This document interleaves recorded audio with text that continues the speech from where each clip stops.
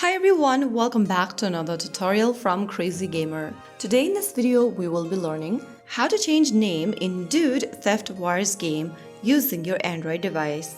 First of all, launch open the Dude Theft Wars game on your device and wait for the main menu or dashboard to appear. Once it does, go to the top left corner and tap on your profile avatar. From the profile page that appears on the screen, tap on the username option and then this menu will let you create a new name for yourself. After creating a new name, you can now get back to the home page and then you have successfully changed your username in the game. You can always come back to the same profile menu and edit your name as you like. So that's how it's super easily done. If you found the video helpful, don't forget to like, share and subscribe to our channel. I will see you again in the next episode. Thank you for watching.